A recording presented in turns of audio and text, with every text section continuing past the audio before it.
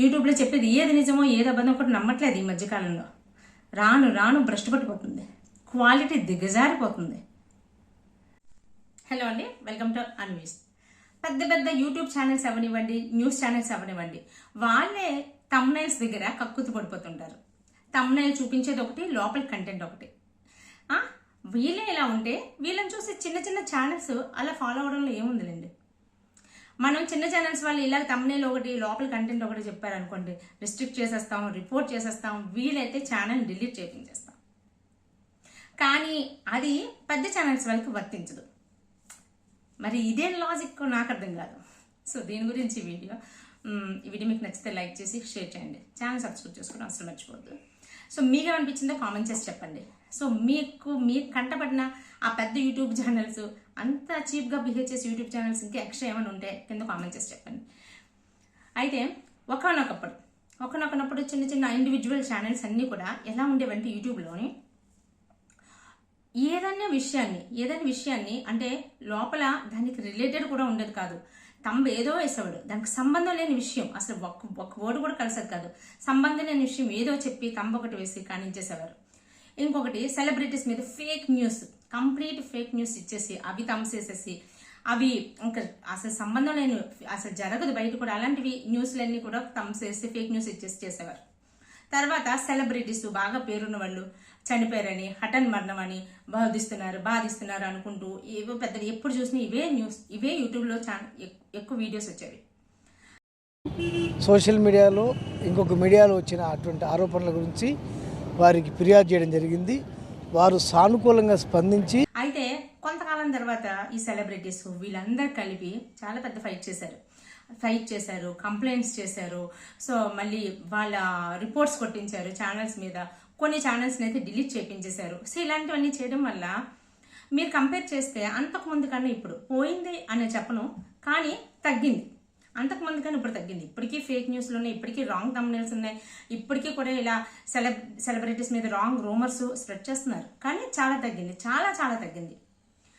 మరి పెద్ద ఛానల్స్ వల్లే ఇలా రాంగ్ థంబ్నెయిల్స్ పెట్టి news channels, digital news channels అవనివ్వండి, యూట్యూబ్ ఛానల్స్ అవనివ్వండి, వాళ్ళ థంబ్నెయిల్స్ చూస్తుంటే మనకి ఒక్కోసారి ఏంద్రబాబు వీళ్ళు ఇంత పెద్ద పెద్ద ఛానల్స్ పెట్టుకొని కూడా ఏంటి ఇలాంటి థంబ్నెయిల్స్ వేసుకొని ఇంత చీప్గా బిహేవ్ చేస్తున్నారు అనిపిస్తుంది.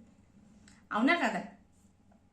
వీళ్ళు ఈ న్యూస్ ఛానల్స్ కానీ, యూట్యూబ్ ఛానల్స్ కానీ, వీళ్ళందరూ నిజం చెప్పాలంటే కరోనా టైంలో కొన్ని, especially Suman TV, I dreams, ఇంకా చాలా పెద్ద ఛానల్స్ కొన్ని ఉన్నాయి. సో అంటే ఇవే నోటికి వస్తున్నాయి కాబట్టి చెప్తున్నాను. వీళ్ళందరూ కరోనా టైంలో బాగా రేజ్ అయ్యారు. ఎందుకంటే వీళ్ళు తీసుకునే ఇంటర్వ్యూస్ కొత్తగా ఉండేవి, చాలా బాగా తీసుకునేవారు ఇంటర్వ్యూస్. తర్వాత బయటకు వచ్చి కరోనా టైంలో న్యూస్ని కవర్ చేయడం, అది చూపించడం వల్ల చాలా మంచి పేరు వచ్చింది, వ్యూవర్షిప్ పెరిగింది, సబ్స్క్రైబర్స్ పెరిగారు. ఆ టైంలో అందరూ కూడా ఇంటికే పరిమితమై ఉండడం వల్ల చాలా ఎక్కువ చూసేవారు యూట్యూబ్లోని మామూలు న్యూస్ ఛానల్స్ కన్నా యూట్యూబ్ ఛానల్స్, ఇలాంటి పెద్ద పెద్దవి మంచిగా ఇంప్రూవ్ అవుతున్న ఛానల్స్ ఇచ్చే న్యూస్ని చూసేవారు. సో ఆ విధంగా చాలా బాగా డెవలప్ అయ్యి చాలా మంచి పేరు సంపాదించుకున్నాయి. అలాంటి ఛానల్స్ కూడా ఇప్పుడు రాను రాను వాటి క్వాలిటీని ఎందుకు తగ్గించేసుకుంటాయో అర్థం కావట్లేదు. సుమన్ టీవీ వాళ్ళు అయితే 2023లోనే అనుకుంటా 8 years కంప్లీట్ అయ్యిందని చెప్పేసి 6 CEOస్ని రిక్రూట్ చేసుకున్నారు. ఫుల్ శాలరీ, మంచి హైక్స్ ఇచ్చారు. ఇంకా వాళ్ళకి బెంచ్ కార్ ఇచ్చారు, 1 crore టర్మ్ పాలసీ ఇన్సూరెన్స్ ఇచ్చారు. ఇన్ని చేసి ఇంత మంచి స్టేజ్కి వెళ్ళి ఇంత మంచి పేరు సంపాదించుకున్న వాళ్ళు ఇప్పుడు ఎందుకు ఇలా కొన్ని వీడియోస్కి ఎందుకు రాంగ్ థంబ్నెయిల్స్ వేస్తారు? రెగ్యులర్గా కనబడుతుంటే వాళ్ళు వేసే రాంగ్ థంబ్నెయిల్స్. ఐ డ్రీమ్ వాళ్ళు కానీ, సుమన్ టీవీ వాళ్ళు కానీ, ఎందుకంటే డిజిటల్ న్యూస్ ఛానల్స్ వాళ్ళు కూడా, డిజిటల్ న్యూస్ ఛానల్స్, పెద్ద పెద్ద న్యూస్ ఛానల్స్ వాళ్ళు కూడా ఎందుకో అసలు అట్రాక్ట్ చేసుకునేటట్టు అనేటట్టుగా నెగిటివ్గా చెప్పడం, ఏదో ఉంది అన్నట్టుగా చెప్పడం, లోపల వెళ్ళేసరికి అంత ఉండకపోవడం. ఇంత అవసరం వీళ్ళకి? ఇంతమంది క్రోర్స్లోని సబ్స్క్రైబర్స్, క్రోర్స్లో వ్యూవర్షిప్ ఉన్న వీళ్ళు కూడా ఇంతే కక్కుర్తి పడిపోతే ఇంకేమని చెప్పండి. మళ్ళీ వీళ్ళ విజన్స్ చూస్తుంటే ఎలా ఉంటాయి తెలుసా? Hour vision is to be most trusted and innovative news and infotainment network అంట. సో ఇంత విజన్ ఉన్నప్పుడు వీళ్ళ మిషన్స్, ఇంత విజన్ ఉన్నప్పుడు మీరు బిహేవ్ చేసేది ఏంటి? ఇంకా వీళ్ళ ఎయిమ్స్ ఎలా ఉన్నాయి చూడండి. The largest global network by 2030, delivering the high quality content. High quality content ఇస్తున్నప్పుడు మిమ్మల్ని ఇన్ని కోట్ల మంది జనాలు నమ్మి మీ న్యూస్ ఛానల్స్ కానీ మీ యూట్యూబ్ ఛానల్స్ కానీ చూస్తున్నప్పుడు కంటెంట్ మీద దృష్టి పెట్టకుండా కేవలం థంబ్నెయిల్స్ మీద దృష్టి పెట్టి క్లిక్ బైట్ చేయించుకొని ఒక వ్యూ వస్తే చాలే మనకు డబ్బులు వచ్చేస్తాయి. చూసేవాడు ఎక్కడైనా సరే ఆ బిట్ ఉందేమో, ఇది పాత ఇంటర్వ్యూ, కొత్త ఇంటర్వ్యూ, పాత వీడియో, కొత్త వీడియో చూసేసరికి ఎంతో కొంత చూసేస్తారు. మనకి వీడియో వచ్చేస్తుంది, వీడియో డ్యూరేషన్ ఎంతో కొంత వచ్చేస్తుంది అని ఇంత కక్కుర్తిపడిపోయి చేయడం ఏంటి? ఇదే నా క్వాలిటీ ఆఫ్ కంటెంట్ అంటే చెప్పండి. మొన్న రీసెంట్గా నేను కొన్ని వీడియోస్ థంబ్నెయిల్స్ చూశాను. అది సుమన్ టీవీలో అనుకుంటా. వీళ్ళేంటి పోసాని కృష్ణమురళి గురించి ఇంటర్వ్యూ చేశారు. సో ఆ టైంలో నాకు చచ్చిపోవాలనిపించింది, చచ్చిపోదాం అనుకున్నాను. వాష్రూమ్ కూడా వెళ్ళలేకపోయేవాడిని. నేను చాలా నరక యాతన చూశాను అని పెద్ద పెద్ద థంబ్నెయిల్స్ వేసి కింద exclusive interview with Posani Krishnamurali అన్నారు. చూసిన వాళ్ళు అది ఎప్పుడు అప్లోడ్ చేశారు? Just 3 days back. అంటే పోసాని కృష్ణమురళి గారు జైలు నుంచి వచ్చేసిన తర్వాత, బయలు మీద వచ్చేసిన తర్వాత వేసిన ఇంటర్వ్యూ. అది చూసిన వాళ్ళు ఎవరైనా సరే, నేను కూడా క్లిక్ చేశా, నేను కూడా చూసా. ఇది పాత వీడియో, కొత్త వీడియోనా ఏమో, కొత్తదేనేమో అని చూడడానికి కొంచెం టైం పట్టింది, చూసుకుంటూ వెళ్ళా. అలాగే చాలా మంది చూస్తారు కదా, తిట్టుకున్నా. వీళ్ళు ఎప్పుడు చేసేది ఇదే కదా, సో ఇది ఎప్పుడు కూడా ఇదే చేశారు అనుకున్నా. అయిపోయింది. ఇంకా దాన్ని ఇప్పుడు ఇక్కడ క్వాలిటీ ఆఫ్ కంటెంట్ ఎక్కడుంది చెప్పండి? ఏ క్వాలిటీ ఆఫ్ కంటెంట్ మీరు ముందుకెళ్తున్నారు? ఇదే కాదు. వైజాగ్లోని Swiggy delivery boys oxygen towers దగ్గర ఇష్యూ అయింది కదా. సో దాని గురించి చాలా పెద్ద ఇష్యూ అయింది, చాలా న్యూస్ కవర్ చేశారు. ఓకే, బట్ నిన్నో ఈ రోజు ఇంకొక వీడియో కూడా అప్లోడ్ చేశారు సుమన్ టీవీ వాళ్ళే. అందులో ఏంటి, స్విగ్గీ డెలివరీ బాయ్స్దే తప్పంతా తేలిపోయింది, నిజం తేలిపోయింది అని చెప్పి పెద్ద థంబ్నెయిల్స్తోని ఒక వీడియో అప్లోడ్ చేశారు. నేను కూడా అందరిలాగా వీడియో క్లిక్ చేశా. ఏంటి డెలివరీ బాయ్సా, ఇంత నాటకం ఆడారు, అయ్యో పాపం అనుకున్నానే అని వీడియో క్లిక్ చేశా. క్లిక్ చేస్తే లోపల ఏముంది కంటెంట్? ఒక వైఫ్ అండ్ హస్బెండ్ ఇప్పుడుది కాదు, పాతది ఎప్పుడో మీషో డెలివరీ బాయ్తో ఇష్యూ అయ్యింది. ఇష్యూ అయినప్పుడు ఆ మీషో డెలివరీ బాయ్ చాలా మిస్బిహేవ్ చేశాడు వాళ్ళ వైఫ్తో. అంటే దీని గురించి అని, డెలివరీ ఫోన్ కాల్స్ లిఫ్ట్ చేయట్లేదని, దీని గురించి అని ఇష్యూ అయ్యి చాలా పెద్ద గొడవ అయ్యి ఆఖరికి డెలివరీ బాయ్ వాళ్ళ వైఫ్ను కొట్టి జుట్టు పట్టుకుని లాగడం ఇలాంటివన్నీ చేశాడు.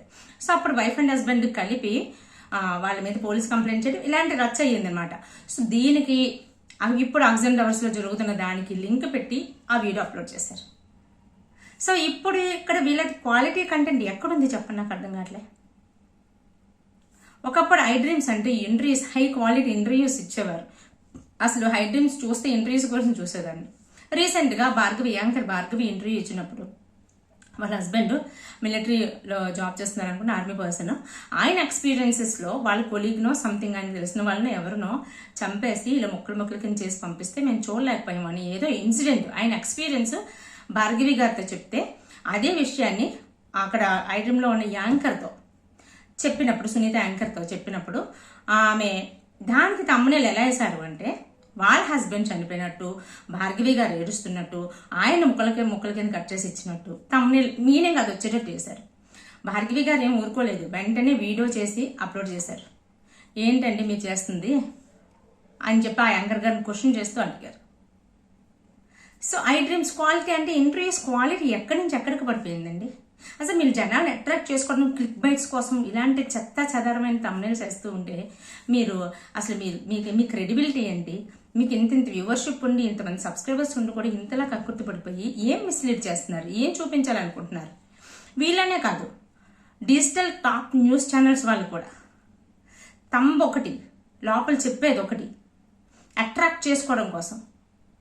సో చిన్న ఛానల్స్ వాళ్ళు ఏదో గ్రోత్ కోసం చేస్తున్నారంటే అది వేరే విషయం.